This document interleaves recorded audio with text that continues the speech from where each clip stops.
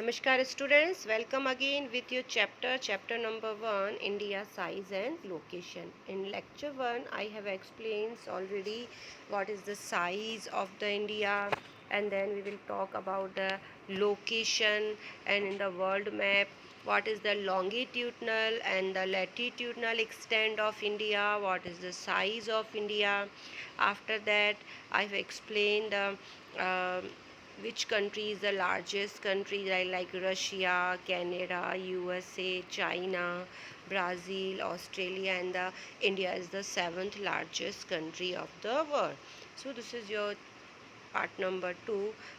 There you can see the 82 degree and 30 minute is it is the standard meridian time of India.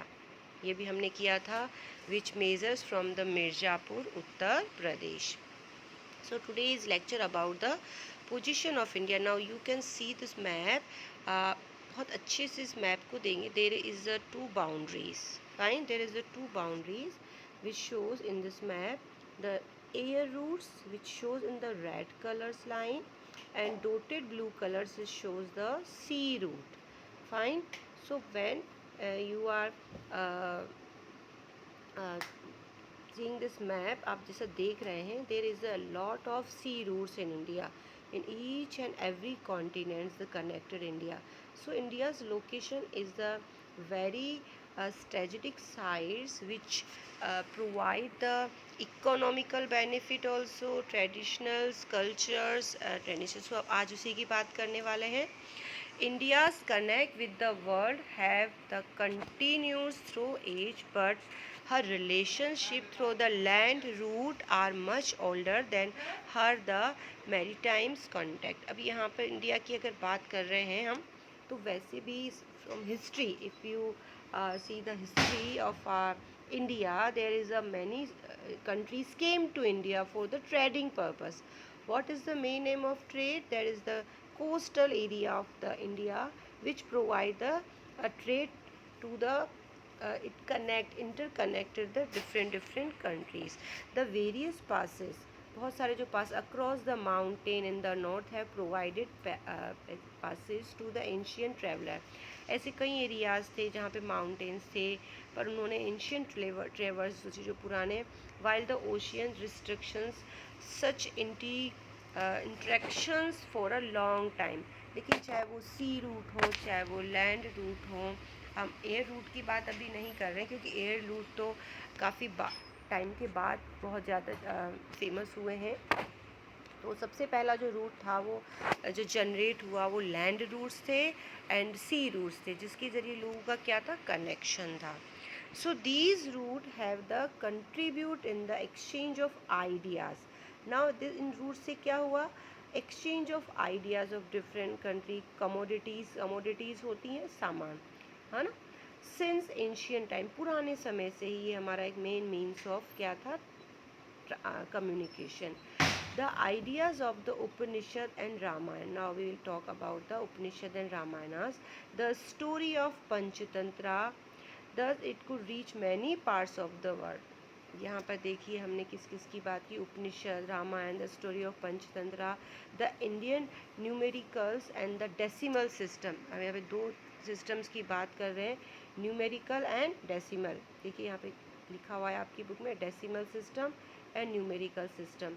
It could reach many parts of the world. If you see the history that the zeros invented by the Indians, कैसे माना जाता है जो zero का invention हुआ, decimal का जो formula था वो किसने दिया था, इंडिया को. तो ये आइडिया भी किसके ज़रिए गया, सी रूट्स के ज़रिए. This could many part of the world, ये बहुत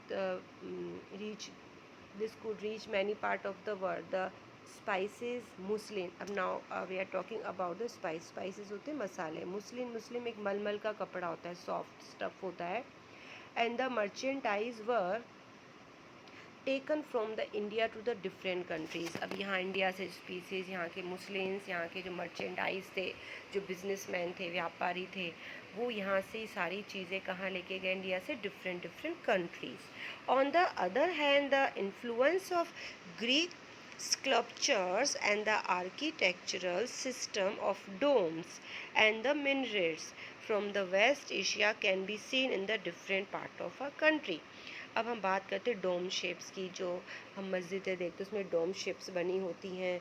कई सारे ऐसे हमारे इंडिया में, क्योंकि मुगल्स काफ़ी टाइम तक रहे, वो कहीं ना कहीं ग्रीक सिविलाइजेशन से क्या थे, इन्फ्लुएंस थे, तो उनके आइडियाज़ भी कहाँ पर आए, हमारे इंडिया में। और यहाँ से भी कई सारी चीज़ें क्या गई, इंडिया की बाहर गई, बाहर की कुछ जो स्पेसिफिक जो चीज़ें थी वो यहाँ पर प्रैक्टिस हुई।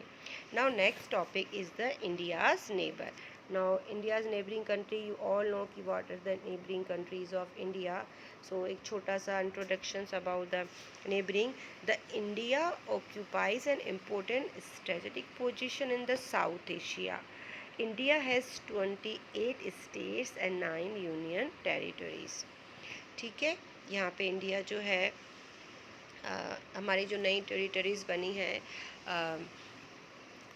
Kashmir, Jammu and Kashmir and the Leh, जो लद्दाख है, इसको नई यूनियन टेरिटरीज़ बनाया गया है, तो इसको भी आप अपडेट कर लेंगे। Now find out, there are some questions. The number of union territories along the western and eastern coast, है ना, कितनी यूनियन टेरिटरीज़ हैं वो बतानी है। Next is area wise which is the smallest and which is the largest state, ये आप बता सकते हैं। स्मॉलेस्ट गोवा है हमारा, एंड नेक्स्ट इज़ लार्जेस्ट है हमारा Rajasthan.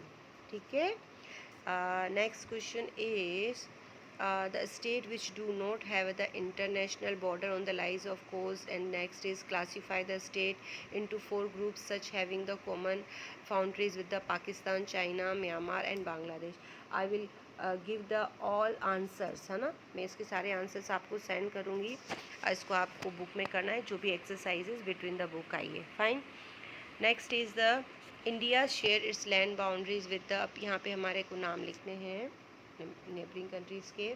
Pakistan, Afghanistan, north western China, Nepal, Bhutan, Myanmar, Bangladesh in the east, ये सारे नाम आपको लिखने हैं। ये सारी नेबरिंग कंट्रीज़ है हमारी।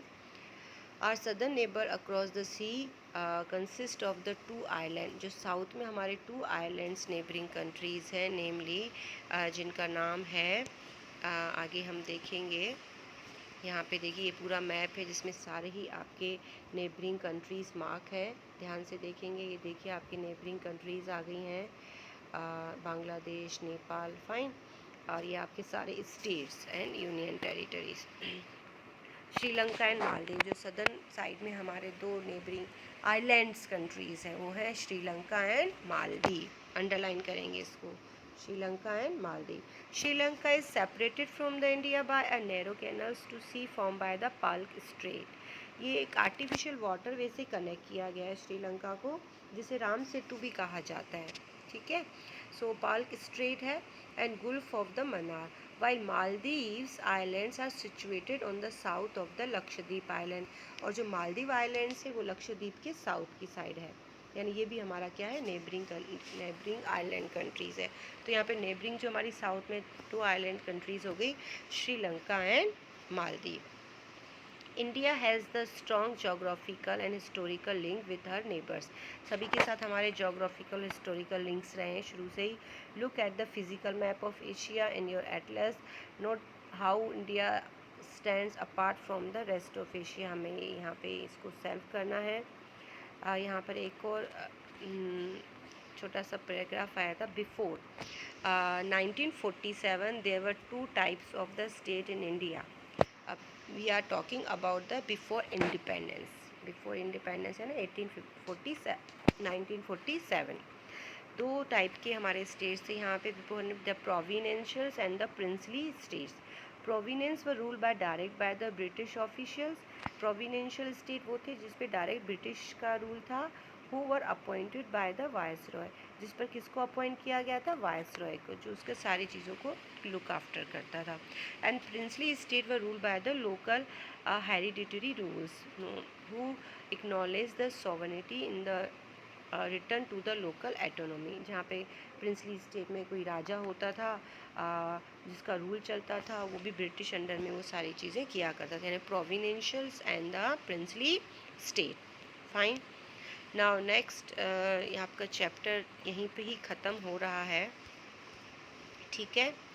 सो यहाँ पर एक दो टॉपिक्स और रह गए हैं आपके, नहीं ठीक है, it's complete. Now there is a book exercises. I will explain the all exercise to the video. I will send the video also, and I will send the PDF also, this question answers. So I hope this chapter is clear to you. Thank you and have a nice day.